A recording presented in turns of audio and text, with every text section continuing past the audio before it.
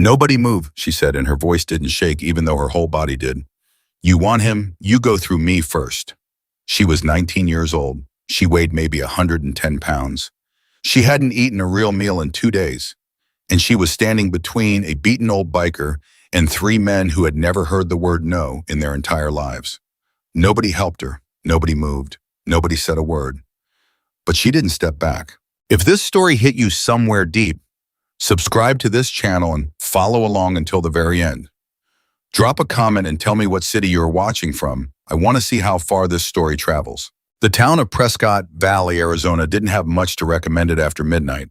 The diner on Route 89 was the kind of place that stayed open because someone had to truckers who couldn't sleep, night shift workers too tired to cook, and occasionally the kind of people who had nowhere else to be.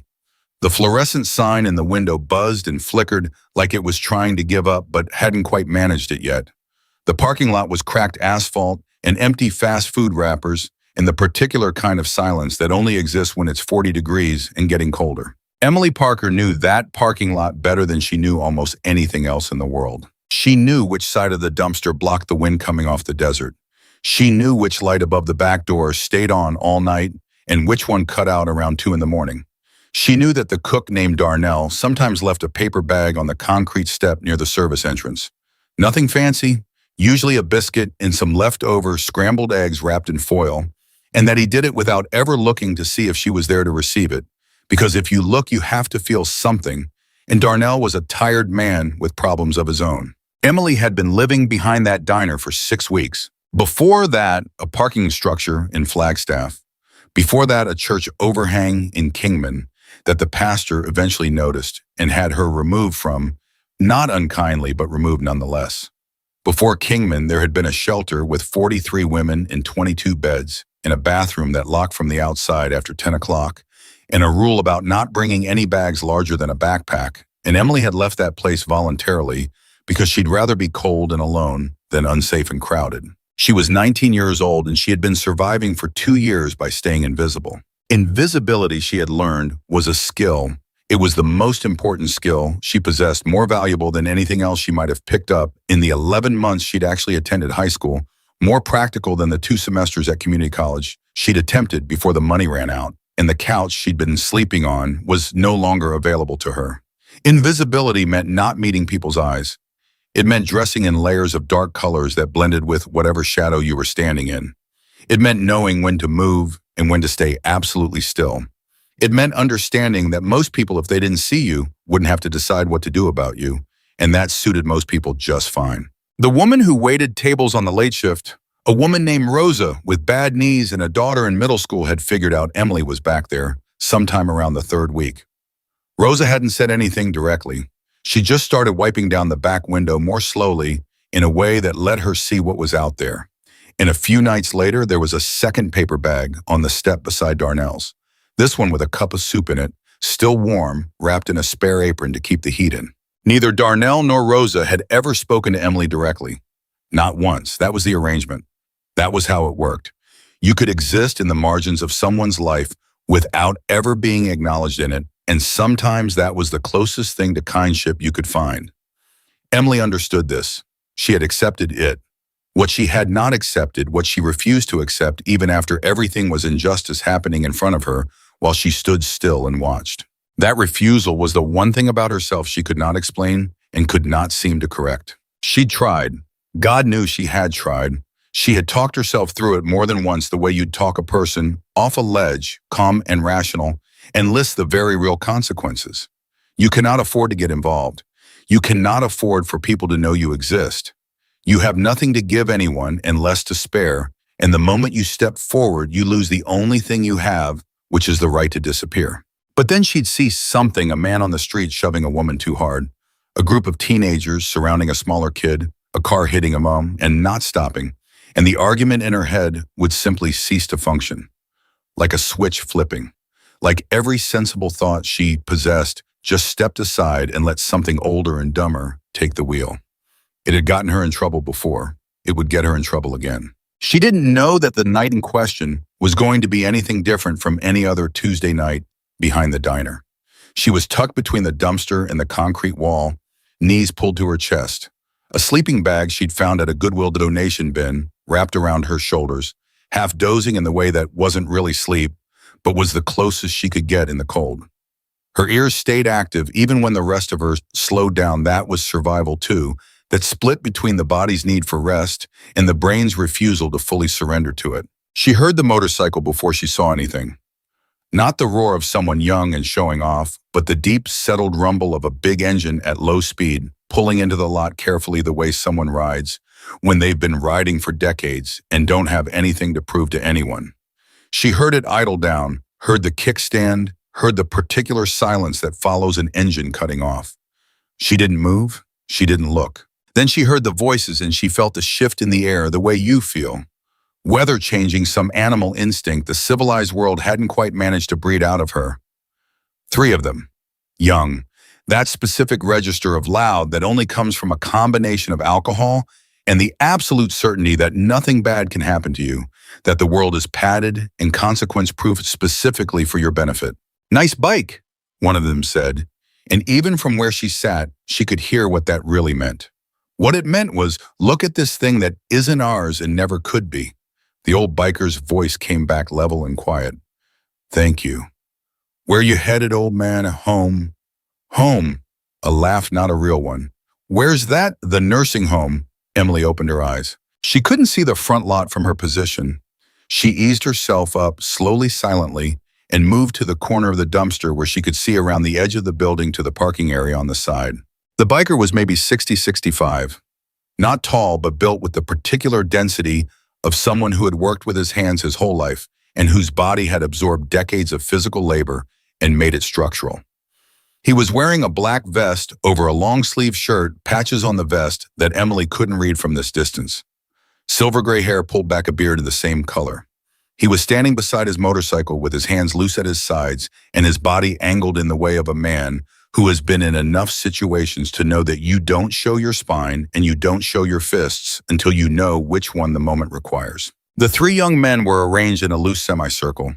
The one doing the talking was maybe 23, good-looking in a soft, curated way, wearing clothes that cost more than Emily had spent on anything in the past year combined. The other two flanked him with the easy confidence of people who have always had someone else to step in when things got complicated. "I asked you a question," the first one said. "I heard you," the biker said. "I already answered it." "You got a mouth on you for an old man." "Been told that." Emily pressed herself against the brick and watched.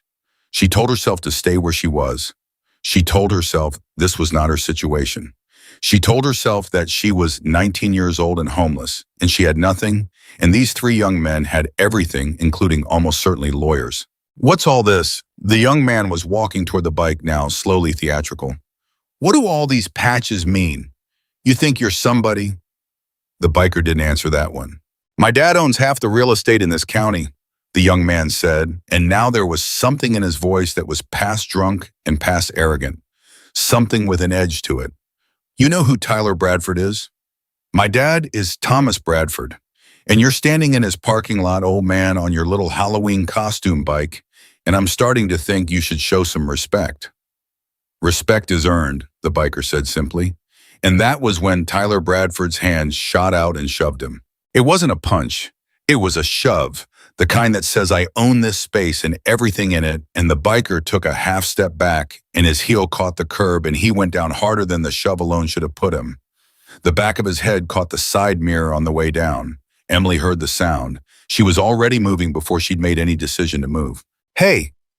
Her voice came out louder than she intended. She was around the corner and across the asphalt in seconds. She couldn't count, putting herself between the biker on the ground and Tyler Bradford, who was standing over him. "Stop it. Just stop it right now." The three of them looked at her the way people look at something unexpected and small and not immediately threatening. Tyler Bradford looked at her for about 2 seconds, and then he looked at his friends, and one corner of his mouth went up. "Who are you?" he said. "Nobody," Emily said, which was the truest thing she'd said in months. "Leave him alone." "Nobody is telling me what to do." "I'm asking you to walk away," she said. Her heart was hammering so hard she was sure they could hear it.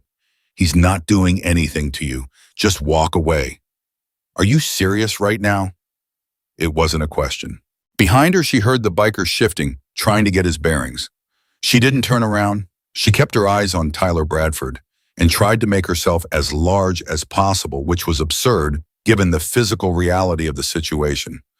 Tyler. One of the other two said it with a particular inflection, a warning that wasn't really a warning. More like a prompt. More like, this is the part where it gets interesting. Tyler Bradford took a step toward her. Move, he said. No. He stared at her, and for a moment she thought it was going to work. She thought whatever thin civilized layer existed over whatever he actually was might hold.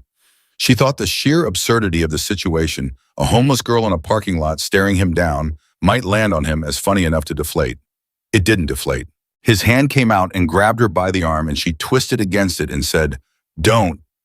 And his grip tightened, and then one of the other two was behind her, and she felt herself being shoved, and the asphalt came up to meet her before she could get her hands out.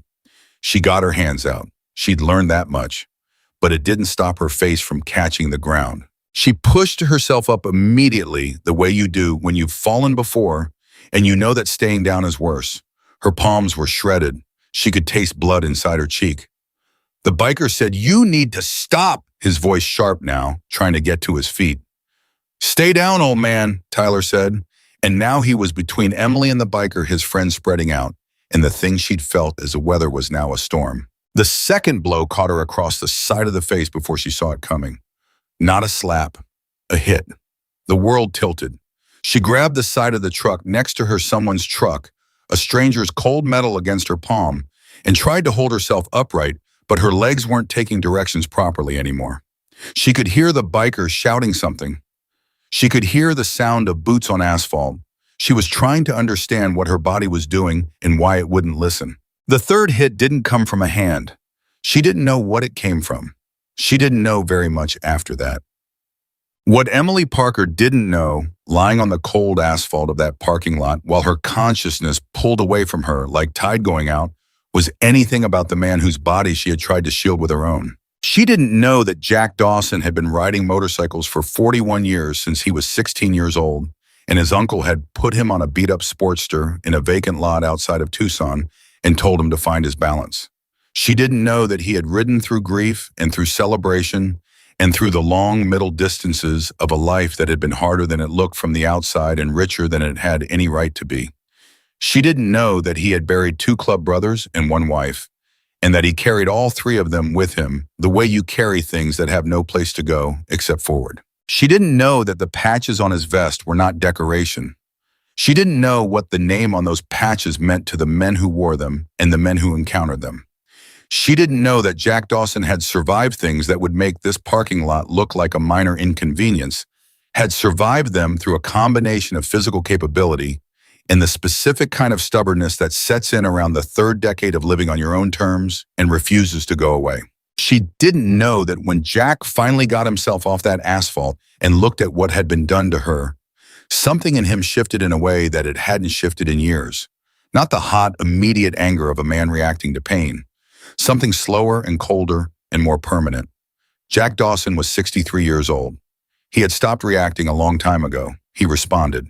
He knelt beside her and he checked her pulse, and he called 911 with hands that were steadier than they had any right to be, given that his head was still ringing from where it had connected with his mirror. He gave the dispatcher the address and described what he was seeing, and stayed on the line until he could hear the sirens starting in the distance.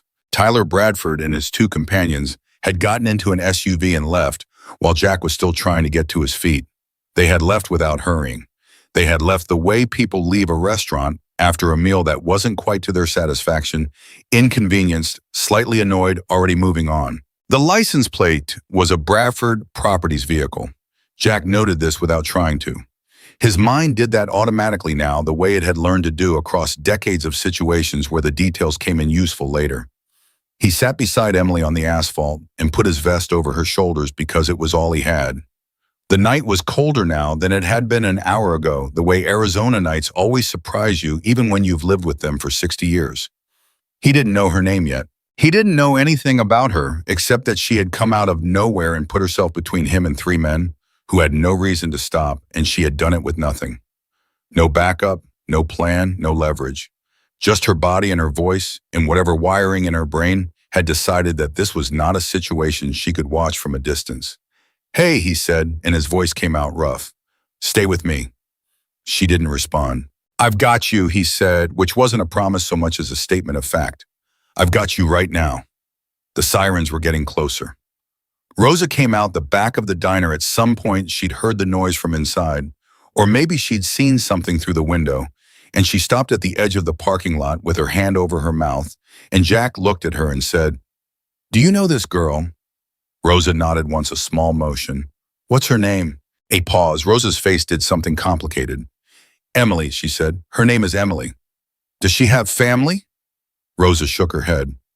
Jack looked down at Emily's face, at the split above her cheekbone and the blood at her temple, and the youth of her, the terrible youth of her lying on cold asphalt in a parking lot in a town that had never seen her. "This girl has nobody," he said, and he wasn't talking to Rosa anymore. He was saying it the way you say something when you need to hear it out loud to understand what it means. He was saying it because understanding was the first step. The ambulance pulled in, and the EMTs came out fast and efficient, and Jack stood back to let them work answering their questions in full sentences and providing the license plate number to the police officer who arrived 2 minutes later, his voice even and his eyes moving to Emily's face and then away and then back again. One of the officers, a young guy, maybe late 20s, with the practiced, neutral expression of someone who dealt with parking lot incidents twice a week, said, "You know who Tyler Bradford is?" "I know who Thomas Bradford is," Jack said. The officer's expression didn't change, but something behind it did. "His son's been in a few situations," the officer said carefully. "I imagine he has," Jack said. "It can get complicated." Jack looked at the officer for a long moment. "Sure," he said. "I imagine that too." He watched them load Emily into the ambulance. He watched the doors close. He thought about what Rosa had told him and what the officer hadn't said, and the way power works in small towns, the way it seeps into everything, the way a name on a building starts to feel like a name written in the law itself. He pulled out his phone. His hands had stopped being steady. He dialed a number he knew as well as his own voice. It rang twice. "Hawk," he said when it picked up. "It's Iron Jack. I need you to hear something." He told Hawk what had happened. He told it straight the way you tell things, when they matter, no filler, no build-up, just a sequence of events and what was at the end of them. A girl with nobody, a parking lot in Prescott Valley, 3 men who had walked away like it was nothing. When he finished, there was a silence on the other end. Then Hawk said, "Where are you?" "I'm at the hospital in a few minutes, following the ambulance." Another silence, shorter. "Don't leave," Hawk said. "I wasn't planning to," Jack told him. He got on his bike. The mirror was cracked where Emily's body had hit it on the way down, and he looked at it for a second before he started the engine. Then he kicked it over and pulled out of the parking lot and followed the ambulance's lights down Route 89 toward Prescott. And the desert around him was black and cold and enormous. And somewhere behind him, a parking lot with blood on the asphalt was being photographed by a police officer who was thinking about complicated things. Jack wasn't thinking about complicated things. He was thinking about a girl who had come out of nowhere with nothing and stood in front of 3 men who had everything, and how she hadn't hesitated, hadn't calculated the odds, hadn't made a single reasonable decision. He was thinking about what that meant. He was thinking about what it deserved. By the time he parked at the hospital and walked through the emergency entrance and asked the woman at the desk about Emily Parker, his phone was already buzzing with the first of what would become many messages. He read the first one standing in the corridor under fluorescent lights that reminded him of the diner sign, the one that flickered like it was trying to quit. He read it and put his phone back in his pocket. He found a chair in the waiting area and he sat down in it and he put his hands on his knees and he waited. That was what the night looked like from where Jack Dawson was sitting. A waiting room, a buzzing phone, a girl whose name he'd learned from a woman who'd never introduced herself. Somewhere out on the Arizona highway network, other engines were starting. He didn't need to know the details. He knew the details would take care of themselves. He'd made the call. That was enough. The nurse's name was Patricia, and she had been working the night shift at Yavapai Regional for 11 years, and in 11 years, she had seen the waiting room hold a lot of different kinds of people. Families in shock, drunks sleeping it off, men who wouldn't admit they were scared and sat with their jaws tight and their eyes fixed on the middle distance, pretending to read magazines they weren't reading. She had never seen a man like Jack Dawson sit the way he sat. He wasn't pretending to read anything. He wasn't looking at his phone, though it buzzed against his thigh every few minutes with a regularity that had become its own kind of rhythm. He was sitting in the plastic chair nearest the corridor that led to the trauma bays, and he was completely still, and his eyes were on the door, and Patricia had the distinct impression that if she told him to move to a different waiting area, he would look at her very calmly and simply not do it. She brought him a cup of coffee without being asked. She set it on the seat beside him and said, "You were with the girl they brought in." "I was with her after," he said, "not before, Jim."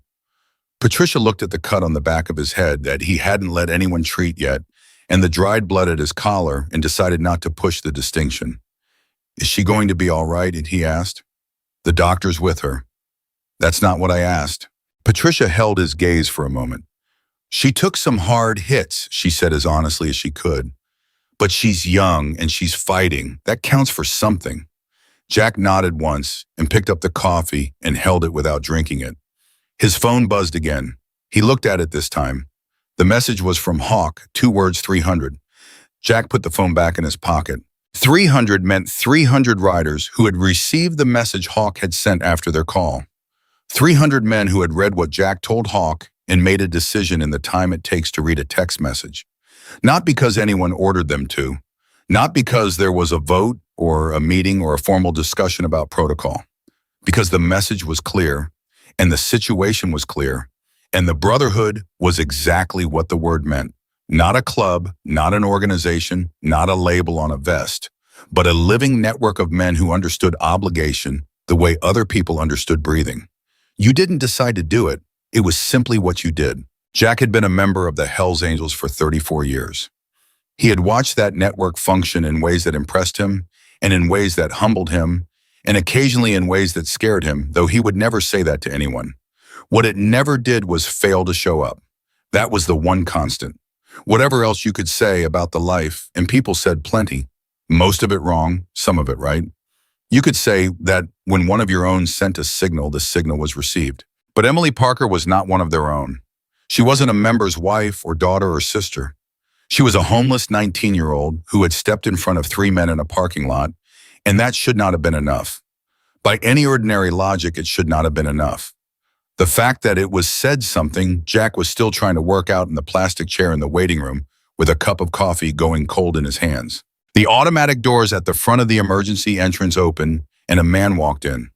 Mid-50s leather vest, the kind of face that had been weathered by roads and decades into something that looked carved rather than grown.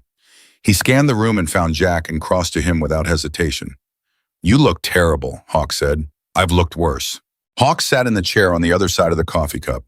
He was the chapter president had been for 9 years, a man whose default setting was a kind of deliberate calm that Jack had always respected, because he knew what it cost.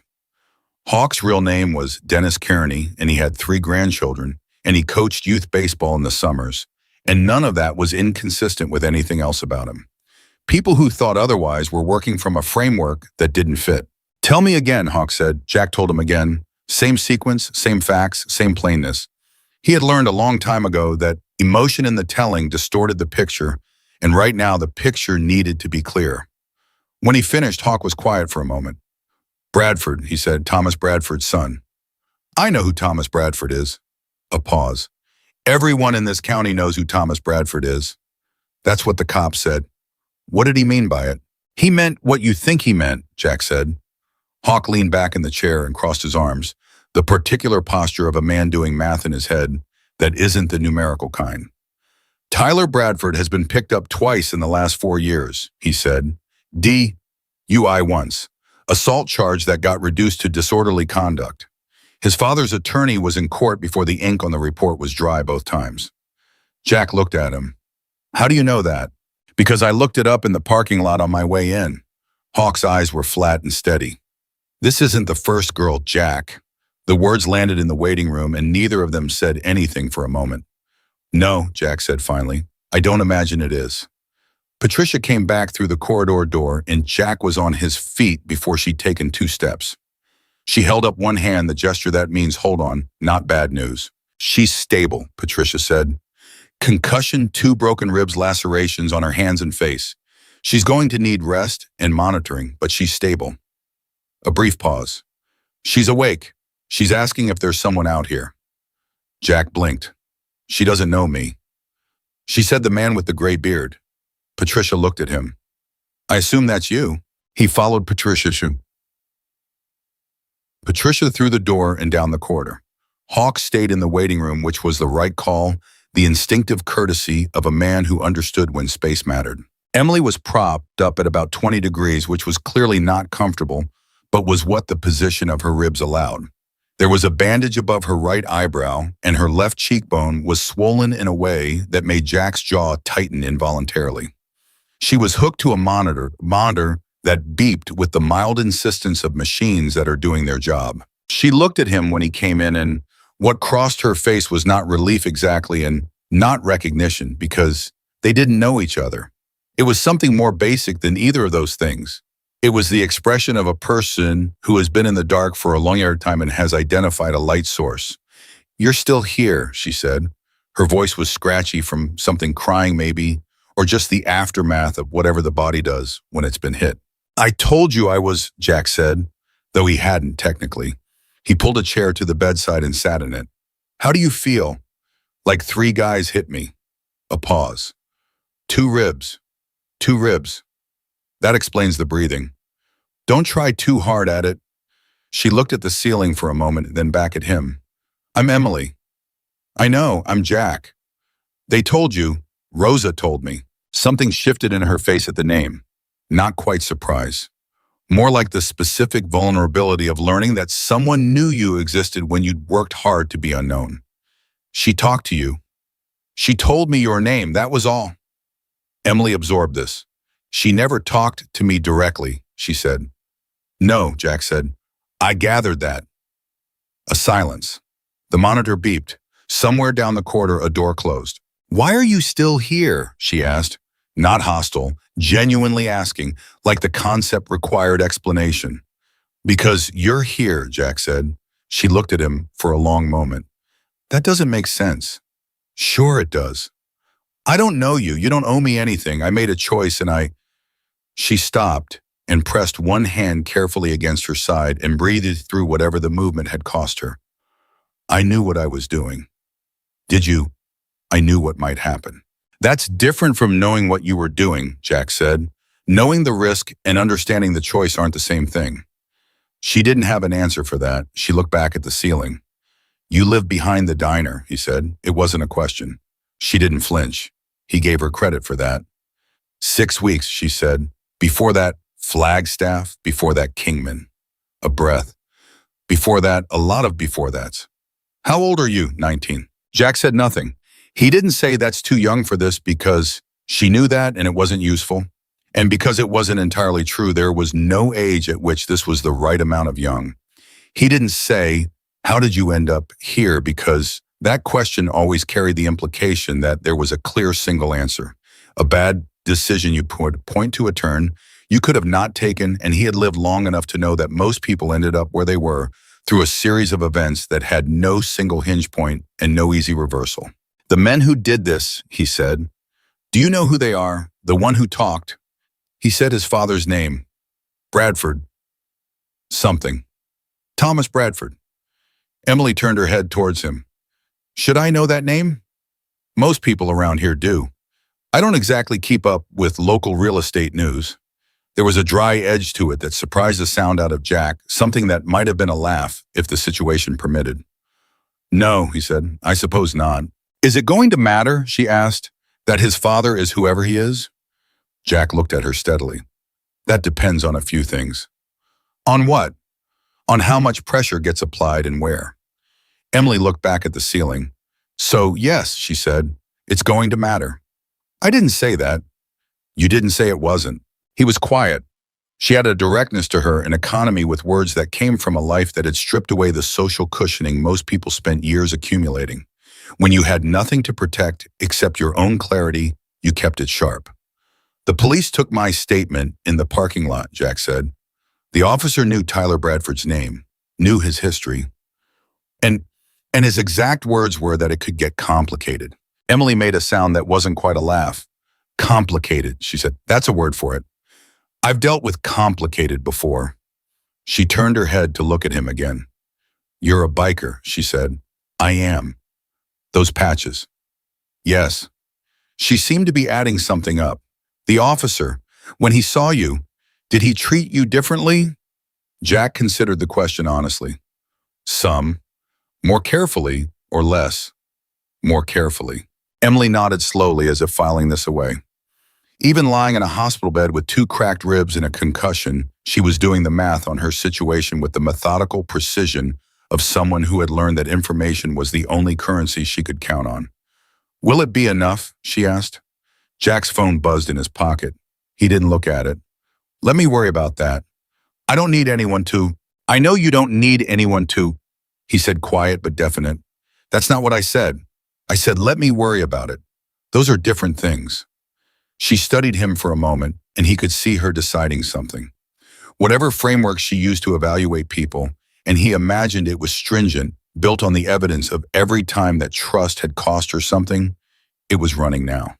Okay, she said finally, just that. Okay.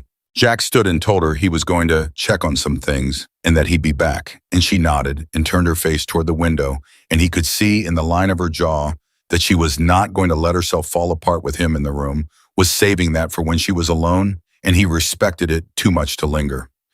He walked back out to the waiting room. Hawk was on his feet and on his phone, and when he saw Jack, he held up 2 fingers and finished the call and pocketed the phone. 600, he said. Jack stopped walking. 600, what? Riders, by morning. Hawk said it the way you state a weather forecast, factual, settled. Word got to Nevada an hour ago, got to New Mexico 30 minutes after that. I've got 3 chapter presidents calling me Jack, not asking permission, telling me they're coming. Jack stood in the middle of the waiting room and absorbed this. She's a 19-year-old homeless girl, he said. I know what she is. They don't know her. They know what she did. Hawk's voice was level. And they know who you are. And some of them know what Tyler Bradford's father has gotten away with in this county for 20 years, and some of them don't know any of that, but they got the message, and they read it, and they made up their minds. A pause. This isn't about her specifically yet. Right now, it's about what she represents. Jack turned this over. He understood what Hawk was saying. The Brotherhood moved for reasons that were sometimes individual and sometimes symbolic, and sometimes both at once. And what had happened in that parking lot sat at the intersection of all 3. A girl who had stood up when no one else would. A system that had learned to look the other way. A name on buildings that had started to feel like a name above the law. Those things resonated. He knew that. He just hadn't expected 600. What are you going to do? Hawk asked. Stay here, Jack said. She doesn't have anyone. I'm not going to be someone else who leaves. Hawk nodded. That was enough. He made 2 more calls and stepped outside, and Jack went back to the plastic chair and sat in it, and the waiting room was quiet except for the ventilation system and a television mounted near the ceiling that was showing a news program with the sound off. At 4:17 in the morning, a nurse Jack didn't recognize came through the corridor door and told him visiting hours were technically over and that he'd need to wait until morning. Jack looked at her pleasantly. I'll wait here, he said. She opened her mouth and closed it and looked at him for a moment and then said, I'll get you a blanket, and went back through the door. He never found out if she actually brought one because his phone lit up at 4:23 with a message from a number he didn't recognize, and when he opened it, there were 3 words. We saw everything. He stared at that for a moment. Then a second message from the same number, this one with a video attachment, 47 seconds of footage from what was clearly a phone camera, slightly shaky, taken from a car in the parking lot. The angle was partial, but sufficient. You could see Tyler Bradford's face clearly. You could see what his hand did. You could see Emily go down. Jack read the message that came after the video. We were scared to come forward. We didn't know who to send this to. We saw the angel's patch on your vest. He read it twice, then he typed back, send it to me in full quality. Send me your name. I need you to be willing to talk to police. 3 minutes passed. Then, okay, Jack sat back in the chair. In a county where a last name on a building had functioned as a kind of insulation against consequence. For 2 decades, someone had pointed a phone camera at a parking lot and held onto the footage until they found someone they thought was strong enough to do something with it. That was a different kind of power, not the kind that came from money or position, the kind that came from people who had been waiting for a reason to stop being afraid. He thought about Emily in that room down the corridor, awake at this hour, certainly looking at a ceiling and doing the math on a situation that had no obvious favorable outcome for someone in her position. No address, no family, no attorney, no leverage, nothing except what she'd done, and what she'd done wouldn't matter if the only people who'd seen it kept quiet, except they hadn't kept quiet. They'd waited for the right moment and the right person, and they'd sent 47 seconds of footage to a man in a hospital waiting room in the middle of the night. Jack forwarded the video to Hawk with one line, "Get this to someone we trust, not county, state level." Hawk's response came back in under a minute. "Already on it."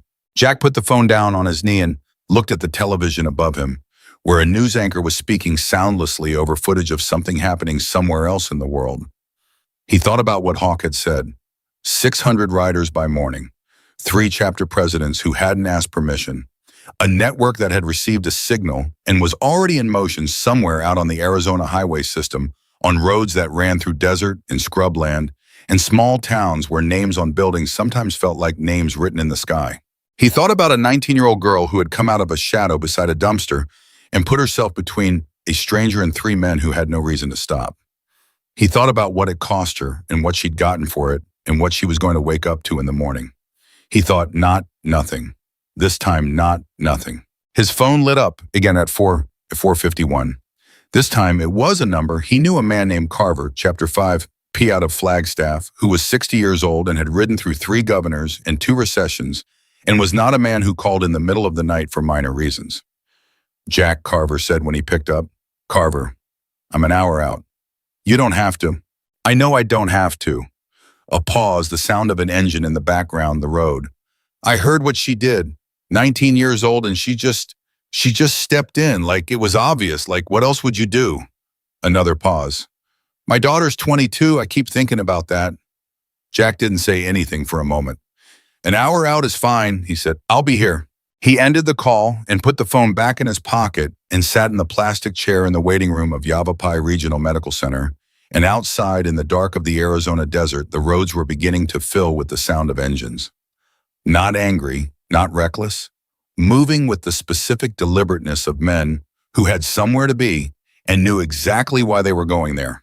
The Bradford name was going to wake up to something it hadn't anticipated. And in room 14 down the corridor from where Jack was sitting, a girl who had spent 2 years perfecting the skill of invisibility was lying in a hospital bed with 2 broken ribs and a concussion, doing the math on a world that had never shown her much reason for optimism. She didn't know yet that the math had changed. She didn't know about the video. She didn't know about the 600. She didn't know that a man named Carver in Flagstaff had called his chapter VP and said, "I heard what she did," and got on his bike in the dark because his daughter was 22 and he kept thinking about that. She didn't know any of it. But Jack Dawson was sitting 30 feet away from her, and he was not going to leave.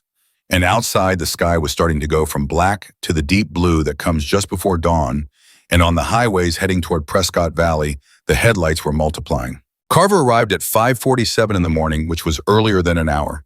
Out should have allowed, which meant he had ridden faster than he'd let on. He came through the emergency entrance with his helmet under his arm and found Jack still in the plastic chair and didn't say anything for a moment, just looked at him the way men look at each other when words are beside the point. "How is she?" Carver asked. "Stable, 2 ribs, concussion, she's tough." "They always are," Carver said, and the way he said it carried something heavy in it, the weight of having known too many people who had to be. He sat down across from Jack and they drank bad coffee from the vending machine in the corner and didn't talk for a while, which was his own kind of conversation. Outside, the sky was going gray at the edges. The night shift was winding down the emergency room, quieting to that specific early morning lull before the day's new inventory of crisis arrived. At 6:15, Hawk came back inside. He didn't sit. He stood in front of both of them with his phone in his hand and his face arranged in the particular expression he wore when information was serious enough to require careful delivery. "The video," he said. Jack straightened. "What about it?" "The couple who shot it, Marcus and Diane Reyes, They were in that parking lot with their dog, waiting for the diner to open. They saw everything from the time Tyler Bradford's group pulled in. Hawk paused. They've been sitting on this footage since midnight. They tried to call the Prescott Valley PD tip line at 1 in the morning. Tried, Jack repeated. Automated system. Left a message. No callback. Hawk's voice was flat. So they sat with it, and then they saw you in the parking lot and recognized the patch, and they made a decision. Carver said they sent it to Jack instead of waiting for a callback that wasn't coming. Yes, the three of them sat with that for a moment, the automated tip line, the message left in the dark, the callback that hadn't come. These were not accidents. These were the accumulated habits of a system that had learned to be slow in certain directions and fast in others. And the direction it had learned to be slow was anything that had Thomas Bradford's son in the middle of it. I've got a contact at the state attorney's office, Hawk said. Not county, state. Man named Reeves, he's been looking at Bradford properties for 18 months on a separate matter, zoning fraud permit manipulation. When I sent him the video at 5 this morning, he called me back in 11 minutes. Jack looked up. 11 minutes. He said, and I'm quoting, "This is exactly the kind of thing I've been waiting for a reason to move on." Hawk put his phone in his pocket. He wants the Reyeses. He wants their full statement. He wants the original footage, unedited, time-stamped. Do they know that they do now? I spoke to Marcus Reyes 20 minutes ago. He said yes. Carver leaned forward in his chair. What does Reeves actually have on Bradford Sr.? 18 months of a pattern, Hawk said. Money moving in ways it shouldn't. County officials signing permits they shouldn't have signed. A rezoning deal in 2021 that displaced 43 low-income families from an apartment complex that Bradford then demolished and rebuilt as luxury condos. A pause. Tyler Bradford is not the whole case, but Tyler Bradford is the thing that makes the case visible to people who wouldn't otherwise care about zoning fraud. Jack was quiet. He was thinking about a girl in room 14 who had been invisible for 2 years, who had learned to stay invisible because visibility was dangerous. He was thinking about 43 families who had lost their homes to a demolition permit that shouldn't have been signed. He was thinking about the automated tip line that had let a message sit in the dark until morning. She's connected to something bigger than herself, he said. Not a question. She's the human face of something that didn't have one until last night, Hawk said. That's different from connected. That's necessary. His phone went off. He looked at it and turned it around so Jack could see the screen. The number read 740. Jack stared at it. That came in from our national contact 2 minutes ago, Hawk said. 740 confirmed riders across Arizona, Nevada, New Mexico, and Colorado.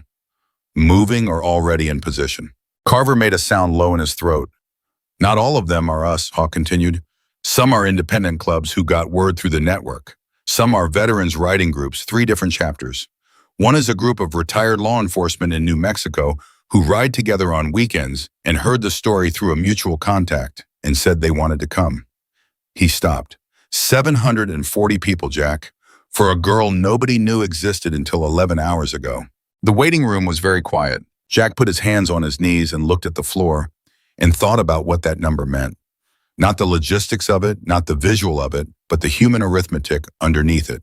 740 separate people who had received a message and read it and made a choice in the time it takes to make a cup of coffee. Some of them had daughters. Some of them had been homeless themselves or close to it. Some of them just recognized something in the description of what Emily had done and felt the recognition like a hand on the shoulder. All of them had gotten on a bike. She can't know this yet, Jack said. I know. She's in there trying to figure out how to handle 2 broken ribs in a case against a man whose father owns the county. If I walk in there and tell her 740 people are on their way here because of her, she's going to... He stopped. She's going to what? Carver asked. She's going to feel like she has to handle it, Jack said. She's going to feel like it's a responsibility she has to be adequate to, and right now she needs to just breathe. Carver nodded slowly. You know her pretty well for someone you met 6 hours ago. I know what kind of person does what she did, Jack said. The ones who step in front of things aren't usually the ones who know how to let anyone step in front of something for them. Neither of the other men argued with that. The corridor door opened, and Patricia came through. It saw Jack and crossed to him with the purposeful walk of someone who has information and has decided to deliver it. "She's asking for you again," Patricia said. Jack stood. "There's also something else." Patricia's voice dropped half a register. "She asked me about an hour ago whether the police were going to press charges. I told her I didn't know. She asked whether it would help if she didn't press charges herself, whether it would make things easier." Jack went still. "She asked if not pressing charges would make things easier," he said. "Yes." Patricia met his eyes. "I don't think she was asking because she doesn't want justice. I think she was asking because she's done the math on what fighting looks like for someone in her position, and she's trying to figure out how much of herself to spend on it." Jack walked down the corridor. He pushed open the door to room 14, and Emily was upright, more than she'd been before, which had to be hurting her more than she was showing. She looked at him when he came in, and there was something in her face that was different from 3 hours ago. The light source recognition was still there, but alongside it now was the look of someone who has been alone with their thoughts for too long and has arrived somewhere uncomfortable. "Did Patricia talk to you?" she asked. "She told me what you asked her." Emily looked at her hands, the bandaged palms flat on the blanket. "I've been thinking." "Tell me." "Tyler Bradford's father is Thomas Bradford." She said it like she was building an argument, laying the foundation carefully. "I looked him up on Patricia's computer when she wasn't looking. Bradford Properties has been in this county for 30 years. He's donated to the Police Benevolent Fund for 20 of them. He funded the new wing of the county courthouse." "I know," Jack said. "His son has been arrested twice and walked both times before the ink dried." She looked up. "I'm a homeless girl with no fixed address, no job, no attorney, and a history of—" She stopped. "A history of what?" She was quiet for a moment. "When I was 17, I got picked up for trespassing. A church in Kingman, I was sleeping under the overhang and someone called it in. It got dismissed, but it's on my record." Jack sat in the chair. "That's not going to matter. It will be the first thing his father's lawyer mentions." "There's a video," Jack said. She looked at him. "A couple in the parking lot. They had their phone out. They got 47 seconds that shows Tyler Bradford clearly, shows what he did clearly." He watched her face. "That changes the geometry of this." Emily stared at him. Something was moving behind her eyes, a rapid recalculation, the kind that happens when a fact arrives that restructures everything around it. "A video," she said, "time-stamped, clear. His face is in it. Does his father's lawyer know? Not yet. Does the police department know? The state attorney's office knows." He watched her absorb this. Not the county, the state. A man who has been building a separate case against Bradford Properties for 18 months. The video gives him something to move on. The monitor beeped. Emily sat with this for a long moment, and Jack watched her do it, watched her take it apart and examine it the way someone does when they can't afford to hope incorrectly. When you've been wrong about the world before, hope becomes a thing you stress test before you let yourself feel it. "Why would the state attorney care about me?" she said. "Because you're visible now," Jack said. "You weren't this morning, you are now." "What does that mean?" Jack considered how much to tell her. He thought about what he'd said to Hawk and Carver, that she would feel the weight of it as obligation. He looked at her face, at the intelligence in it, the wariness, the particular brand of dignity that comes from having nothing to hide behind. He decided she had earned the truth. "There are riders coming to this hospital," he said. "A lot of them." Emily's expression didn't change immediately. Then, "How many is a lot?" "More than I expected." "How many, Jack?" 740 last count. The silence that followed was the longest one they'd had. Emily looked at the ceiling. Her throat moved. When she looked back at him, her eyes were bright in a way that had nothing to do with the concussion and everything to do with something breaking open in her chest that she was working very hard to keep from showing on her face. "Why, she said, and her voice was steady, which Jack suspected cost her considerably. "Because of what you did." "I shielded a stranger in a parking lot." "Yes. That's not—" She stopped, started again. "That doesn't warrant 740 people driving across state lines." "Maybe not by the math most people use," Jack said. "But here's the thing about people who've ridden a long time. You get past a certain point and you stop being impressed by people who do brave things with resources. You've seen enough of that. What really gets you is someone who does the right thing with nothing, who doesn't calculate it, who just steps. He leaned forward slightly. You stepped, Emily. You didn't even have shoes that were properly tied, I noticed. You had nothing, and you stepped. She was very quiet. 740 people recognized something in that, Jack said. I can't explain it better than that. I'm not sure it needs more explanation. The door to room 14 opened without a knock, and Hawk leaned in, which was not his usual style, which meant the thing he was about to say required immediacy. Jack, he said, Channel 7 is outside. Jack turned. What? News van, they picked up the police scanner traffic from last night. They've got someone asking questions at the front desk. Hawk's eyes moved to Emily, and Thomas Bradford's attorney called the hospital administrator 20 minutes ago, asking about the status of the incident report. The room shifted. Emily's jaw tightened. He's already moving.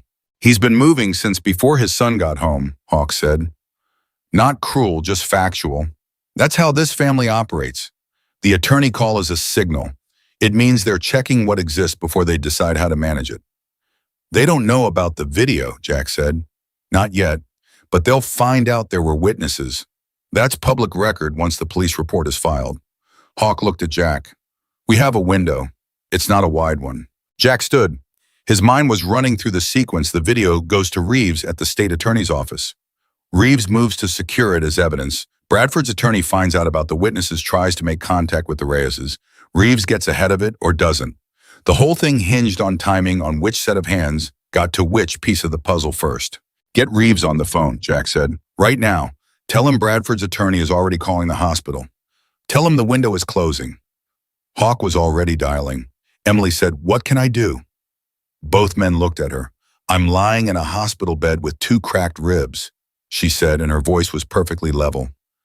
But I am not useless. What can I do right now that helps? That Jack looked at her for a moment. He thought about all the things he could say, rest, recover, let other people handle it. He thought about who was saying those things and who he was saying them to, and whether they would land or whether they would simply confirm what she already suspected, which was that the world wanted her passive.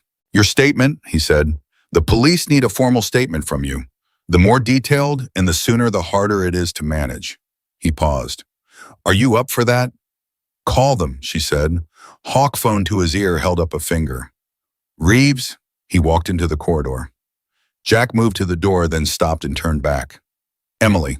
She looked at him. The attorney calling the hospital. The tip line that didn't call back. The 2 arrests that walked. He held her gaze. None of that is going to be enough this time. I need you to believe that. I'm working on it, she said, which was honest, and honest was what he needed. He stepped into the corridor and pulled the door most of the way closed and stood there for a moment listening to Hawk's half of the phone call, which was terse and specific and moving fast.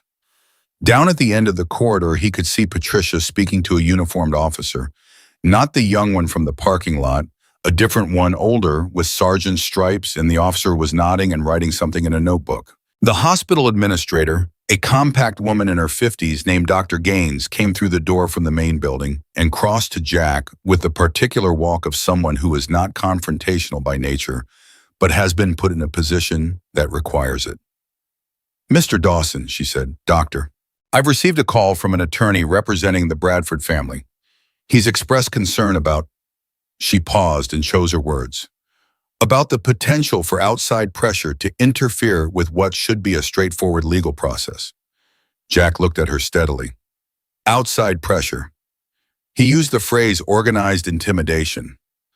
How many police officers are currently in this building? Jack asked. She blinked. 3, I believe. Our normal security plus. And how many of those 3 are here because Thomas Bradford's attorney called someone and asked them to be here? Dr. Gaines stopped. I'm not accusing your staff of anything, Jack said. I'm asking you to think about what outside pressure actually looks like in this situation and who it's coming from. He kept his voice even. A 19-year-old girl with no address and no family is in room 14 with 2 broken ribs. She was beaten in a parking lot by 3 men. There is video of it. She gave a statement to police. She has done everything the right way. He paused. The right way needs to work this time. I think you understand what I'm saying. Dr. Gaines was quiet for a moment. The news crew outside, she said, is not here because of me, Jack said. They picked up scanner traffic. Another pause. There are apparently a significant number of motorcycles gathering on Thousand Oaks Drive, Dr. Gaines said. My head of security mentioned it to me 5 minutes ago. He estimated. She stopped. What did he estimate? He stopped estimating when he ran out of the range he thought was credible, she said. Jack nodded. They're not here to intimidate anyone, he said. They're here because a girl with nobody needed somebody. That's the entire reason. He held Dr. Gaines's eyes. There's a difference between power used to silence people and power used to make sure silence doesn't win. I'd ask you to consider which one you're looking at. Dr. Gaines looked at him for a long moment. Then she said, I'll ensure the patient in room 14 has everything she needs, and turned and walked back the way she'd come. Hawk came off the phone. Reeves is filing for the footage as evidence within the hour. He's contacted the Reyeses directly. Bradford's attorney cannot approach them as potential witnesses once they're part of an active state-level filing. How solid is that? Solid enough that Reeves sounded like a man who'd just been handed something he'd been waiting for. Hawk pocketed his phone. There's something else. The second arrest, the assault that got reduced to disorderly conduct in 2022. The woman who brought that charge, she was talked out of pursuing it. Reeves knows who she is. He's making a call. Jack leaned against the wall. The case was not just about last night anymore. It was starting to be about a pattern, and a pattern was harder to contain than an incident. An incident you could manage with the right attorney and the right calls made early enough. A pattern required you to make all of those things invisible, and the more people who were looking, the harder invisible became. 740 people were looking. A state attorney who'd been building a file for 18 months was looking. A news crew was outside. And in room 14, a girl who had perfected the art of invisibility was sitting up in a hospital bed waiting to give a formal statement to a police sergeant because she had decided that the right way needed to work this time. Jack pushed off the wall. I'm going back in there, he said to Hawk. I'll be out front, Hawk said. Someone should be there when the riders arrive. Jack walked back down the corridor and opened the door to the room 14, and Emily looked up at him and said, Well, worry, Reeves has the video. Bradford's attorney can't touch the witnesses now. Something moved through her face. Not relief yet. The early edge of something that might become it. The sergeant is coming to take your statement, he said. I know. Patricia told me. She straightened against the pillow, which cost her. He could see it in the compression around her eyes. I want to do it right. I want every detail right. You'll remember it the way it happened, Jack said. That's all you need. What if it's not enough? He pulled the chair to the bedside and sat in it. There's a woman, he said. From 2022, Tyler Bradford assaulted her and she was talked out of pursuing it. She's going to be contacted today. Emily went still. He's done this before, she said. Yes, she looked at her hands again. The bandaged palms, the bitten back evidence of everything she'd put herself through to keep one more person safe. I thought I was the only one, she said quietly. You're not, Jack said. You were just the one who wasn't alone afterward. The monitor beeped. The corridor outside was starting to get busy with the morning shift arriving and the normal mechanical sounds of a hospital resuming its daytime rhythms. Somewhere outside this building on a street Jack couldn't see from here, 740 engines were idling or arriving or cutting off as riders took up positions quiet and deliberate, not a mob, not a spectacle, but a presence. Unmistakable, unignorable, the kind of weight that doesn't need to make noise to be felt. Emily Parker had lived 2 years in the margins of everything, and the morning she stopped being invisible was the morning the margins filled up with people who had driven through the night to be there. She didn't know yet what it looked like from the outside. She was still working on believing it was real. The sergeant's name was Delgado, and he was not the young officer from the parking lot. He was 51 years old and had been with the Yavapai County Sheriff's Department for 23 years, and he had the specific quality of a man who had seen enough to know that the version of a story you got first was rarely the complete one, Bryson. He came into room 14 at 8:14 in the morning with a recorder and a notebook, and looked at Emily Parker in the hospital bed, and then looked at Jack Dawson in the chair beside her, and made a decision in approximately 3 seconds about what kind of situation this was and how to handle it. Mr. Dawson, he said by way of acknowledgement. Sergeant, I'll need to speak with her alone.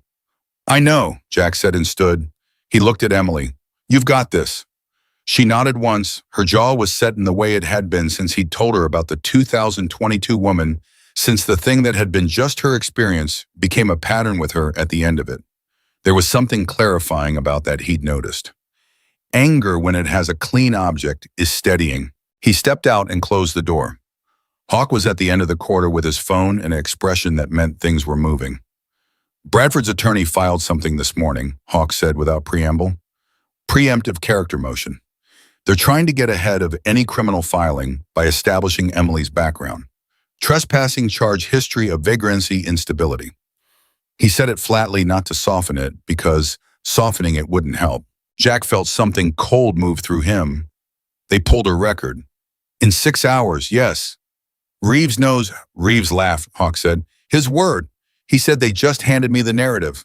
A powerful family using a homeless teenager's trespassing charge to discredit her as a witness to their son's assault on the same day a state investigation into that family's business practices goes active. Hawk paused. He said it's the kind of thing that writes itself. Jack leaned against the wall and let out a long breath. This was how it worked when people with resources got scared. They didn't retreat.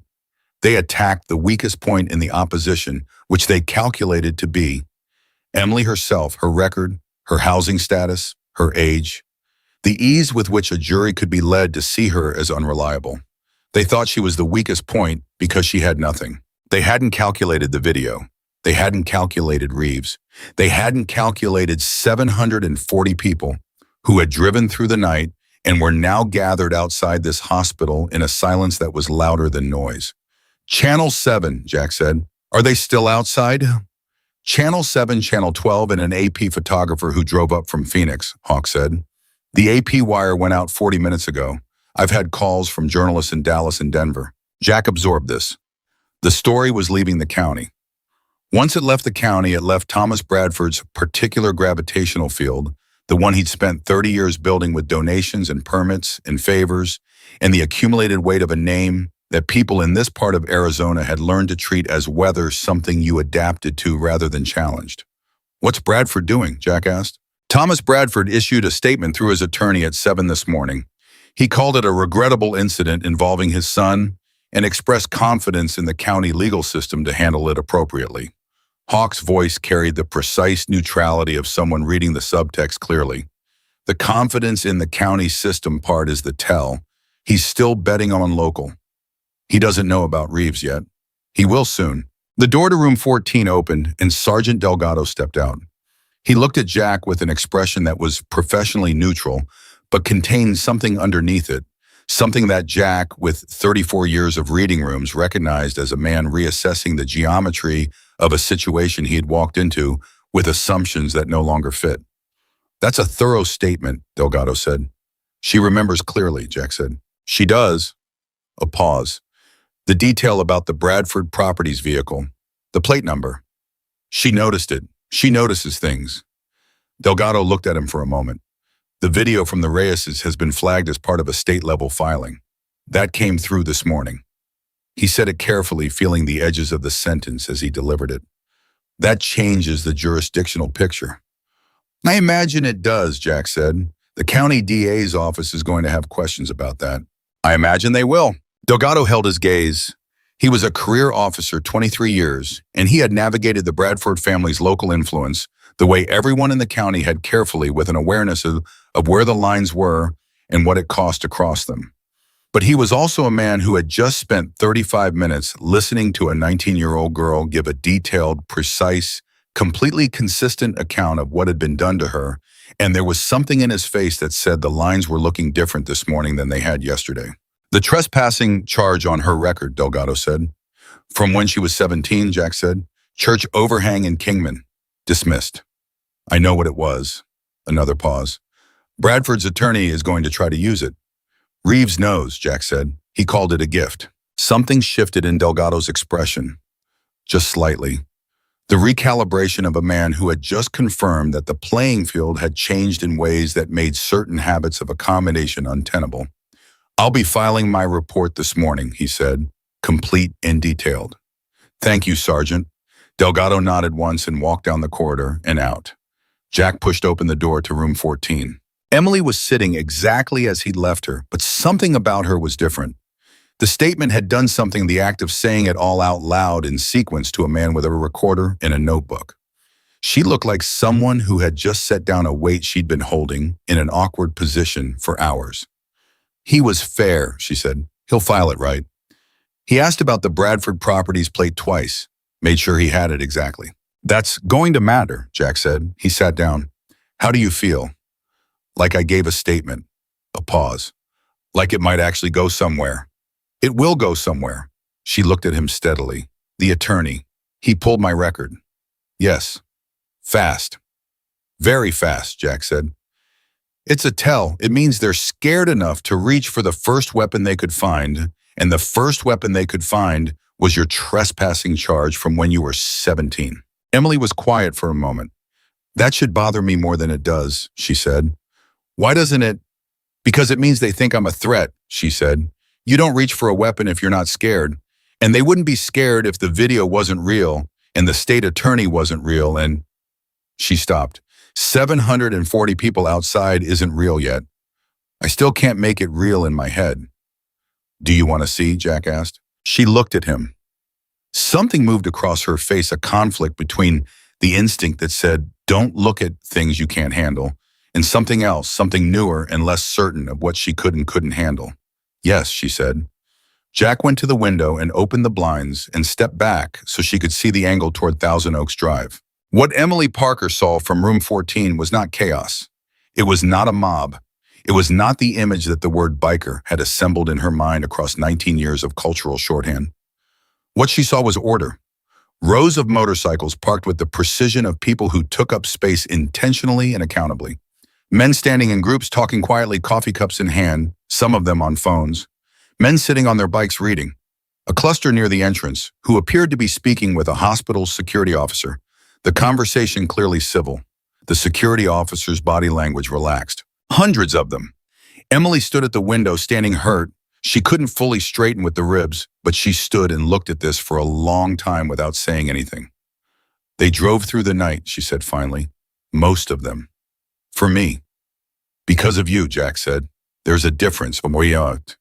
She turned from the window and her eyes were doing the thing again, the bright thing she kept working to control. I don't know how to… She stopped. I don't have a word for this. You don't need one yet, Jack said. Just let it be true. His phone buzzed. He looked at it. Hawk Bradford's attorney is here. Hospital lobby, asking to speak with the patient. Jack showed Emily the message. Her face went still. He came here himself. Lawyers do that when the client is scared enough. He typed back to Hawk, patient is unavailable. Refer him to Sergeant Delgado's filed report in the state attorney's office contact. Hawk's response already told him. He's not happy. Then 10 seconds later, he just took a long look out the lobby window. He's leaving. Jack read this and felt something settle in his chest like a gear finding its right position. The attorney had come to assess and had assessed. He had looked out the lobby window at what was on Thousand Oaks Drive, and he had made a phone call, which Jack could picture, clearly, urgent, low voice, the kind of call you make when you need to tell your client that the situation is different from what the situation was yesterday. He left, Jack told Emily. She exhaled, one long breath out, careful around the ribs. What happens next? Reeves files formally. Your statement, plus the video, plus Delgado's report, form the core of the criminal case. The pattern evidence from 2022 gets added. Bradford's attorney tries to complicate it and runs into a state-level filing he can't manage the way he manages county filings. Jack paused. It takes time. Courts take time. But the difference between this and what happened in 2022 is that this time there's nowhere to make it quiet. Because of the writers outside. Because of the video. Because of Reeves. Because of you being willing to give a full statement. He met her eyes. The writers make it visible. Visible means the story is already outside this county. You can manage a local story. You can't manage one that's on the ape wire. Emily absorbed this in the careful way she absorbed everything, taking it apart and examining each piece before she accepted it. The woman from 2022, she said, has anyone talked to her yet? Reeves is. Is she? Emily paused. Is she okay? Jack looked at her. She was lying in a hospital bed with 2 broken ribs and a concussion, having just given a formal statement to law enforcement with a powerful family's attorney, having just attempted to access her room, and her question was whether the woman from 2022 was okay. I don't know yet, he said. I'll find out. She was probably scared, Emily said. When she dropped the charge, I'm not judging her. I would have been scared too. But you didn't drop yours. I didn't have anything to lose, Emily said simply. She probably did. The door opened and Patricia put her head in. Dr. Kwan wants to check the ribs and run another concussion assessment. 20 minutes. Fine, Emily said. Patricia nodded and closed the door. Jack stood to give them room when the doctor arrived and Emily said, Jack. He turned. Those people outside, she said. Do any of them know anything about me? Beyond what happened. Some of them know your name, what you did, that you're 19 and that you had nothing when you did it. He paused. Why? She looked at the blanket on her lap. Because I don't want them to have a wrong idea of who they came for, she said. I'm not someone remarkable. I didn't do something remarkable. I just did what seemed like the only thing to do in that moment. Jack stood in the doorway and looked at her. You know what remarkable people always say, he asked. She looked up. Exactly that, he said, and he stepped out and closed the door. In the corridor, he found Hawk and Carver together, which meant something had developed. Carver had his arms crossed, and his expression was the kind that meant the development was significant. Reeves called, Hawk said. 40 minutes ago, he reached the woman from 2022. Her name is Sandra Aller. She's 44, works at an insurance agency in Chino Valley. Is she willing? Jack asked. She was willing before Reeves finished the sentence, Hawk said. She's been waiting 2 years. She said she dropped the charge because Bradford's attorney came to her place of employment and told her employer that she had a history of making false claims against clients. She was about to be fired. She had 2 kids. She made a choice. He paused. She said she's thought about it every day since. Carver said 2 years of living with that. Reeves has her statement. It goes into the file today. Hawk looked at Jack. The pattern is now documented. 2 incidents, 2 women, same attorney, same playbook. Reeves said that kind of documented pattern is what turns a criminal assault charge into something a DA can't afford to walk back, regardless of who the defendant's father is. Bradford's attorney knows about Aller yet. Probably within the hour, Hawk said. When he does, he's going to call Thomas Bradford, and Thomas Bradford is going to understand that the playbook doesn't work when the previous page is visible. He paused. Jack Reeves thinks this goes beyond Tyler. He thinks Thomas Bradford authorized the approach to Sandra Aller's employer. If he can prove that it's obstruction. The corridor was quiet for a moment. Thomas Bradford obstructed a prior case, Jack said slowly. If Reeves can prove it, can he claim him? He said he has phone records he's been sitting on for 18 months that become a lot more meaningful in the context of what Sandra Aller just told him. Hawk's voice was level and precise. He said, and again, I'm quoting this morning, changed the shape of everything I've been building. Jack turned and looked at the closed door to room 14. A girl who had been invisible for 2 years had stepped into a parking lot with nothing, and in doing so had created the one thing a carefully managed system of local power could not survive: visibility at the exact moment that visibility connected to 18 months of accumulated evidence that had been waiting for exactly this kind of human face. Carver said quietly, she has no idea, does she? No, Jack said. Are you going to tell her? Jack thought about that, about the weight of it, about what it would mean to Emily Parker to know that her act in a parking lot had become the thread that unraveled something much larger. He thought about what that kind of knowledge did to a person who was still trying to figure out how to accept a cup of coffee from someone who brought it without being asked. When she's ready, he said, I'm out. His phone rang, not Hawk's number, not Carver's, a number he didn't recognize, Arizona area code. He almost let it go and then answered, Dawson, a man's voice older with the specific weight of someone accustomed to being heard when he spoke. Jack said nothing. This is Thomas Bradford. The corridor went completely still in Jack's perception, the way sound narrows when something is about to matter. Mr. Bradford, Jack said, I want you to know that what my son did was wrong. The voice was controlled, the delivery practiced the kind of sentence a man says when he has decided that a particular framing is necessary and has rehearsed the framing carefully. I want you to know that I take full responsibility for Mr. Bradford, Jack said. I'm going to stop you there. A pause, not the pause of a man's surprise, the pause of a man recalibrating. I'm not the person you need to be talking to, Jack said. I'm not the girl in room 14. I'm not Sandra Aller. I'm not Marcus and Diane Reyes. I'm not Assistant State Attorney Reeves. He kept his voice even. If you're calling to manage this situation, you are calling the wrong number. And if your attorney hasn't told you yet that this situation is past the point of management, you should have that conversation immediately. Another pause longer. I see, Thomas Bradford said. I think you do, Jack said. Good morning, Mr. Bradford. He ended the call. Hawk was looking at him. Was that? Yes. Carver let out a long breath. He called you directly, Hawk said. That means his attorney told him the formal channels aren't working and he decided to try the personal approach. He paused. That's a man who is scared, Jack. I know. What did he say? He started to say his son was wrong and he took responsibility. Jack pocketed his phone. He didn't get further than that. What do you want to do? Jack looked at the door to room 14 again. Through it, Dr. Kwan was doing a concussion assessment on a girl who had asked if the woman from 2022 was okay. Who had said she wasn't someone remarkable? Who had said she just did what seemed like the only thing to do? Nothing, Jack said. We don't need to do anything. Reeves is doing it. Delgado filed his report. The Reyeses gave their footage. Sandra Aller gave her statement. He looked at Hawk. Thomas Bradford called me because he's out of moves. You call someone when you're out of moves. Outside, 740 people were still there.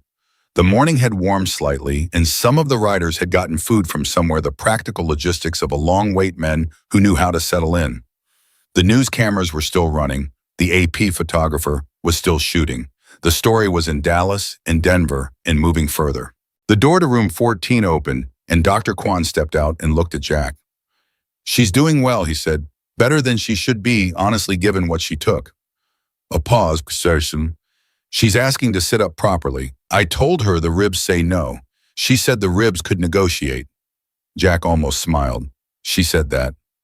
Verbatim. Dr. Kwan moved down the corridor. Give her 20 minutes. Jack gave her 25.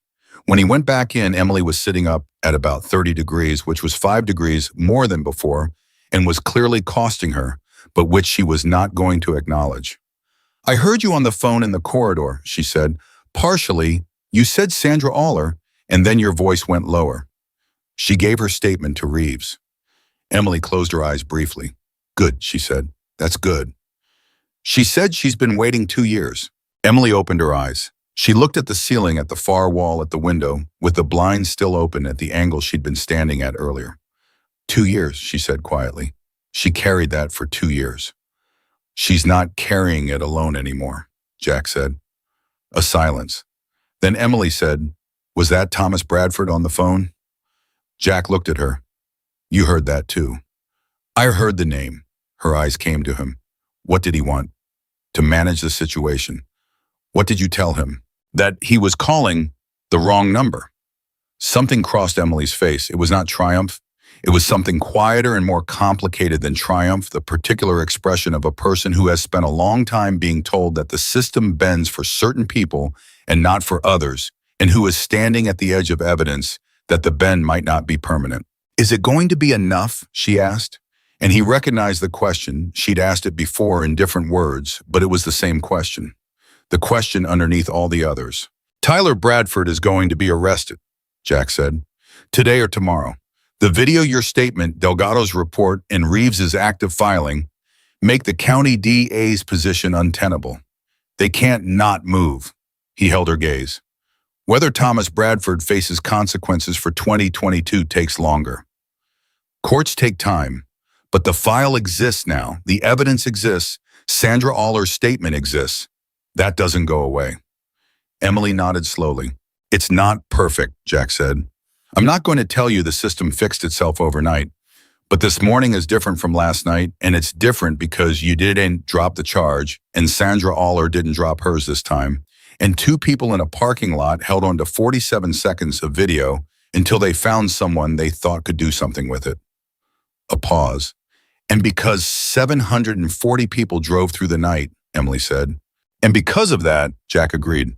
She looked at him for a long moment, and what was in her face was something he hadn't seen there before, through all the pain and the calculation and the careful management of emotion. It was something tentative and undefended, something that required vulnerability to exist. And in a person who had armored herself for survival, it was the most significant thing he'd witnessed. "Thank you," she said. Just that. Two words said plainly without modifier or qualification, the way you say something when you mean it completely and trust the other person to receive it without ceremony. "Don't thank me yet," Jack said. "Wait until Tyler Bradford is in handcuffs." Emily Parker looked at him, and for the first time since he'd met her, she almost smiled. She didn't have to wait until Tyler Bradford was in handcuffs. She had to wait until 2:17 in the afternoon. Jack was in the chair beside her bed when Hawk came through the door without knocking, which was the second time he'd done that, and the second time it meant something worth interrupting for. He had his phone in his hand, and his face was doing something that Jack had seen maybe 4 times in 9 years of knowing him, something that looked on a man like Hawk, almost like joy. Prescott Valley PD picked up Tyler Bradford 40 minutes ago at his father's house, Hawk said. Aggravated assault felony, 2 counts. His companions were picked up separately at the same time. He paused. The DA's office filed charges this morning. County DA, not state. They moved before Reeves had to make them. Emily said the county DA moved on his own. When the alternative is having the state attorney's office take over a high-profile case in your jurisdiction because you failed to act, yes, Hawk said. Political self-preservation is a powerful motivator. What made them move today? Jack asked. This morning they were still. Sandra Aller held a press conference at noon, Hawk said. The room went quiet. She called it herself, Hawk continued. Contacted Channel 7, gave a 15-minute statement on camera. Named Tyler Bradford. Named the attorney who came to her employer. Named the specific threats that were made. He looked at Emily. She said, and the cameras were rolling when she said it, I dropped my charge because I was scared and I had nobody behind me. This girl had 740 people behind her, and she still almost didn't get justice. I'm not going to be quiet about that anymore. Emily's hand moved to her mouth. Just briefly. Just for a second. Then she pulled it down and set her jaw. She didn't have to do that, Emily said. No, Hawk said. She didn't. She did it anyway. Yes. Jack watched Emily take this in. He watched the thing that had almost been a smile yesterday become something fuller and more complicated, the expression of a person who has spent years operating on the assumption that the world moves against people like her, and who is now having that assumption dismantled piece by evidence she cannot dismiss. The press conference changed the calculation for the county DA, Jack said. It put the story on the new news cycle statewide, Hawk confirmed. After that, not charging Tyler Bradford wasn't a legal decision anymore. It was a political disaster. He pocketed his phone. He's in custody, Emily. His 2 companions are in custody. Bail hearing is tomorrow morning. Emily looked at the ceiling, took one careful breath around the ribs. Will they get bail? Probably, Hawk said honestly. They have resources, but the charges are felony level and the evidence is extensive, and Reeves is watching the bail hearing with the kind of attention that makes county judges nervous. He paused.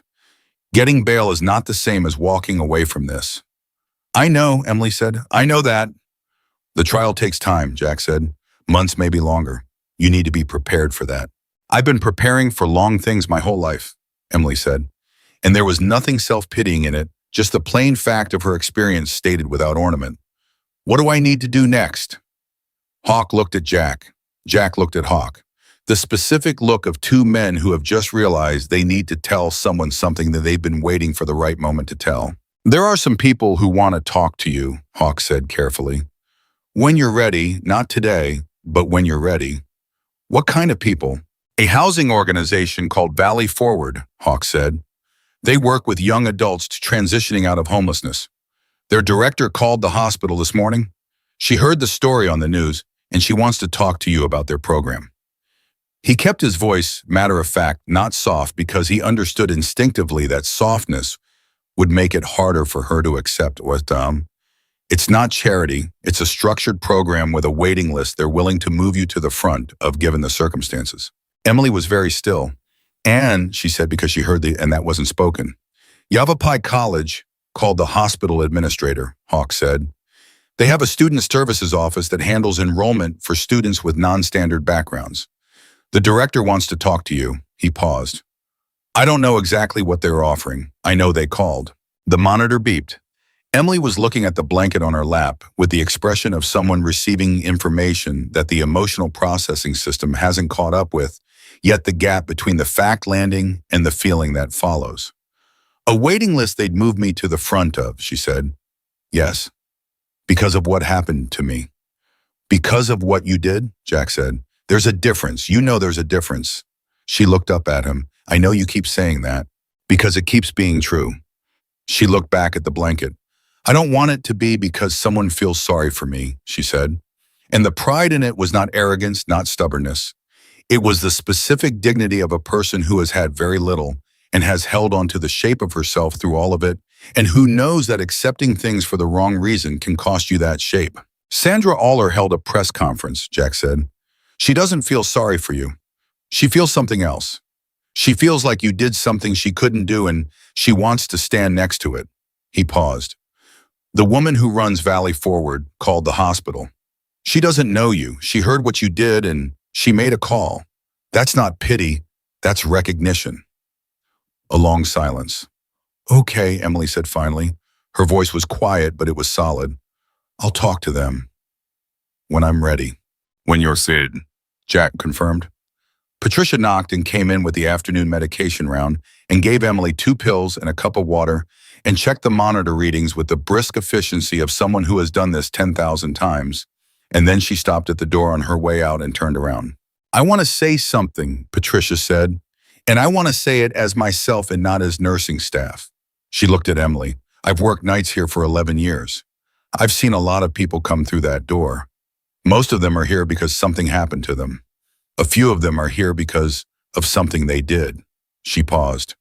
You're one of the second kind, and I want you to know that it mattered to me personally that you got the right outcome today. That's all. She turned and walked out before Emily could respond. Emily stared at the closed door for a moment. People keep doing that, she said. Doing what? Jack asked. Saying things to me directly, like I'm someone you talk to directly. She said it with the specific bewilderment of a person for whom direct address has been rare enough to register. For 2 years, people looked through me.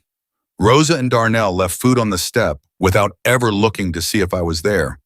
And now, she stopped. And now, Jack asked. And now a nurse I never met is telling me it mattered to her personally. Her voice was careful, feeling its way. I don't know the right way to receive all of this. You don't need a right way, Jack said. You just let it happen. You keep saying versions of that because you keep needing to hear it in different forms. She almost laughed. It cost her a rib's worth of protest, and she pressed her hand to her side, and even in the pain of it, there was something alive and present that had not been there when he'd first walked into this room at 4 a.m. His phone buzzed. He looked at it, and it was a name he hadn't expected. Darnell, the cook from the diner. How Darnell had gotten his number he could not immediately account for, but he answered it. This is Jack, he said. A pause. A man's voice, the careful voice of someone who doesn't make calls like this often. This is Darnell from the Route 89 diner. Rosa gave me your number. She got it from the police report, I think, or maybe the hospital. I'm not sure exactly how she got it, but she did. Darnell, Jack said, what can I do for you? I wanted to... A pause, the specific halting quality of a person saying something they have not fully rehearsed because there is no rehearsed version of it. I left food on that step for 6 weeks and I never once looked to see if she was okay. I knew she was out there. I knew it every night. And I told myself it was enough the food that if I left the food, I was doing my part. Another pause. I want her to know that wasn't right. That I knew she existed and I acted like she didn't, and I'm sorry for that. Jack looked at Emily. Can you hold on 1 second, Darnell, he said, and held the phone out to her. It's the cook from the diner, he said. He wants to talk to you. Emily stared at the phone. She reached out and took it slowly. She held it to her ear. Darnell, she said. Jack watched her face while she listened. He watched the thing that was moving through it, the complexity of it, a man's apology for 6 weeks of deliberate not seeing the particular hurt of being known and unseen at the same time. And over it, through it, something that was moving toward forgiveness, not because it was owed, but because she was that kind of person, because she had stepped in front of 3 men with nothing. And forgiveness was simply another form of that same instinct. You left the food, she said quietly into the phone. That mattered. I know it cost you something to do it without acknowledgement. That's not nothing, Darnell. A pause. I'm okay. I'm going to be okay. Another pause and then softer. Thank you for calling. She handed the phone back to Jack. Darnell had already ended the call. She looked at the window. The afternoon light had shifted. Rosa's going to call next, she said. Probably, Jack said. I don't know what I'm going to say to Rosa. You'll know when she calls. Emily nodded.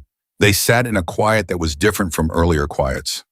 Not the quiet of a situation unresolved, but the quiet of one that has moved into a new phase where the emergency has passed, and what remains is the larger and less urgent and in many ways more complicated work of what comes after. The housing program, Emily said. Valley Forward. What is it exactly? I don't know the details, Jack said. I know they help people get from where you are to stable housing and from there to wherever they're going. I know the director called personally rather than sending an email. He paused. I know it has a waiting list. That they'd move me to the front of? Yes, because a lot of people know my name now. Yes, she was quiet for a moment. Does that feel right to you? She asked. Skipping a waiting list because of visibility. Jack thought about this seriously because she was asking it seriously. There are people on that waiting list who deserve to be at the front of it as much as you do, he said. That's true. But the director called because she wants you specifically, and wanting you specifically means she sees something she thinks her program can work with. That's not pure charity. That's her making a judgment about fit. He paused. And you've been waiting 2 years, Emily. It didn't come with a numbered ticket, but you've been in line. She accepted this. The college, she said. What about it? I had a year and a half of college before things fell apart. Do you know if that would count for anything? I don't know, Jack said. That's a question for the meeting. I was studying psychology, she said, before a pause. I wanted to work with kids who were aging out of foster care. I had a plan once. It was a real plan. Jack looked at her. You were in foster care, he said, not a question. Since I was 11, she said, aged out at 18. The plan lasted about 4 months after that. She said it without self-pity, just the fact of it, the trajectory that had brought her to a parking lot in Arizona in the middle of the night. I had a roommate situation that fell apart and a job that ended and a couch that ran out, and then it was just one foot in front of the other and whatever surface was available. The psychology degree, Jack said. That was the plan, yeah? Still could be. She looked at him. You sound very certain about things. I'm certain about some things, he said. I'm certain about what I saw in a parking lot last night. I'm certain about the kind of person who does what you did with what you had. He leaned forward slightly. The plan you had at 18 isn't gone, Emily. It's been on hold. There's a difference between gone and on hold. She held his gaze for a long moment. The afternoon light came through the window at the angle it came through, at this time of day in this room, and the monitor beeped its steady rhythm. And outside on Thousand Oaks Drive, the number of motorcycles had not meaningfully diminished because Hawk had spoken to the assembled riders at noon and told them what was happening and asked if anyone needed to leave, and the answer had been a collective settling in that said no. Jack, Emily said, yeah. Why are you still here? You've been here since she stopped. You've been here for 14 hours. You have a life. You have somewhere to be. I'm somewhere to be, he said. That's not an answer. Sure it is. She looked at him with the directness she'd had since he'd met her, the no-cushion quality of someone who'd had the cushion stripped away and found they preferred without. Is this going to be something you being here? Or is this the part where you make sure everything is okay and then you leave and I figure out the rest on my own, which I'm capable of doing? She stopped. I just want to know which one it is. Jack was quiet for a moment. I'm not going anywhere until you tell me to, he said. And after that, I'm a phone call away. And after that, he paused. You're not going to be doing the rest on your own. That's not me making a promise I don't know how to keep. It's me telling you what the brotherhood means. You stepped for one of ours. That doesn't end when you leave this hospital. Her throat moved. I don't want to be a charity case for 740 bikers, she said, and her voice was steady, but just barely. You won't be, Jack said. You'll be Emily Parker, who stepped in front of something with nothing and who that means something to. That's different from a charity case. You know it's different. The door opened. Hawk again. But this time with him was a woman Jack didn't recognize. Early 50s no-nonsense posture, a lanyard around her neck that identified her as hospital administration. And behind her, standing in the doorway with her hands clasped in front of her, and the specific look of a woman who has driven 40 minutes to do something she should have done 2 years ago, was Sandra Aller. Emily saw her and went completely still. Sandra Aller was not what Emily had constructed from the description. She was ordinary looking, which was perhaps the point. She was the kind of person you wouldn't look at twice, who had been carefully made invisible by the same machinery that had tried to make Emily invisible, and she had stood up in front of cameras at noon and refused to be invisible anymore. She came into the room and stopped at the foot of the bed and looked at Emily for a moment. I'm Sandra, she said. I know, Emily said. I watched the news this morning, Sandra said. They kept showing the parking lot footage. I watched it. She stopped and started again. I watched it and I thought she's 19 and she has nothing, and she still didn't back down. And I thought about what I did 2 years ago, and I thought I am not going to let her do this alone. Emily said, you had kids, you had a job. You made a choice you had to make. I made a choice I was forced into, Sandra said. That's different, and I should have found another way. She held Emily's gaze. I can't undo 2 years, but I showed up today. That's what I have. It's enough, Emily said. It's more than enough. Sandra nodded once, pressed her lips together, and nodded again, the motion of a woman keeping herself composed by the specific effort of will. I'm going to see this through, she said. Whatever Reeves needs from me, however long it takes, I'm not going anywhere. Emily looked at her. Neither am I, she said. After Sandra left, the room was quiet in a way that felt different from any of the previous quiets. Fuller, like something had been completed that had been left open for a long time. A circuit finally closed. Hawk caught Jack's eye from the doorway and held up his phone. Jack stepped out. Reeves, Hawk said quietly. He just filed the formal obstruction inquiry against Thomas Bradford. Phone records from 2022 show 3 calls between Thomas Bradford's personal cell and the attorney who approached Sandra Aller's employer, made in the 48 hours before that approach happened. Jack breathed in slowly. He authorized it, Jack said. Appears so, Hawk's voice was careful. This is early. It's an inquiry, not a charge. But Reeves said, he paused. He said the phone records plus Sandra Aller's statement plus the documented pattern is the kind of thing that doesn't stay in inquiry for very long. Jack looked at the closed door to room 14. 30 years of a name on buildings. 30 years of donations to benevolent funds and courthouse wings. 30 years of a system that had learned to be slow in certain directions.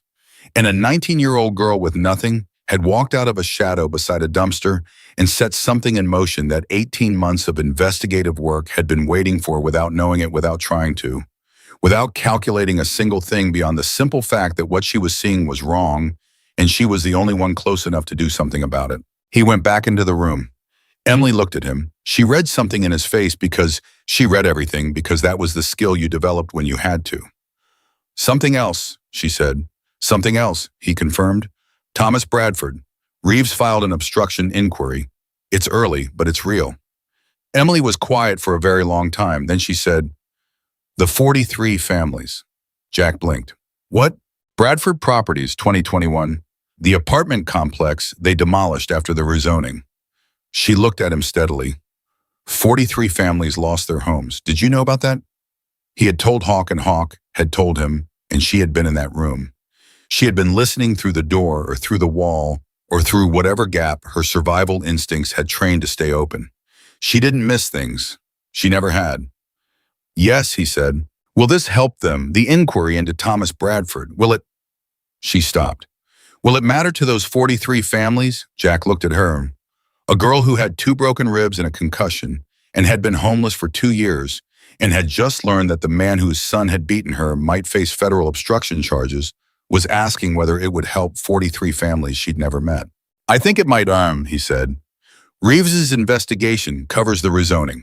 If the obstruction inquiry opens Bradford's records, those 43 families become part of the picture. Emily nodded, slowly, processing it. Good, she said. Just that. Good.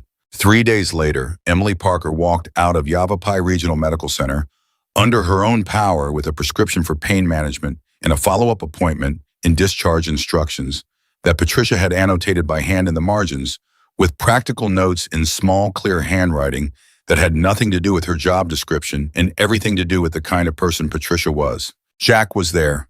Hawk was there. Carver, who had no particular reason to still be in Prescott Valley and had remained anyway, was there. Sandra Aller was there, which Emily had not expected and which cost Sandra Aller a personal day from work, which she had taken without hesitation. The riders on Thousand Oaks Drive had mostly dispersed over the 3 days, returning to their lives in the practical way of people who had done what they came to do and didn't require ceremony about it. But 17 of them were still there when Emily came out, standing beside their bikes, and when she appeared, they didn't cheer or call out. They just stood, present, visible. The specific dignity of people who want you to know they see you without making it about themselves. Emily stopped on the sidewalk and looked at them. She had not cried once in the hospital, not once in 3 days through the statement and the arrest and Sandra Aller's visit and the calls from Valley Forward and Yavapai College and a woman from a legal advocacy organization in Phoenix and a message forwarded through Hawk from a foster care support network that had seen the story on the AP wire. She cried now, briefly without drama, the way the body insists on completing things the mind has been deferring. She pressed the back of her hand to her mouth and let it happen for about 15 seconds, and then she was done. Jack stood beside her and said nothing, which was exactly right. She lowered her hand. She looked at the 17 riders standing by their bikes in the morning and at Sandra Aller beside her and at Jack Dawson, who had been in a plastic chair in a waiting room at 4 a.m. because he told her he'd be there and who had not left.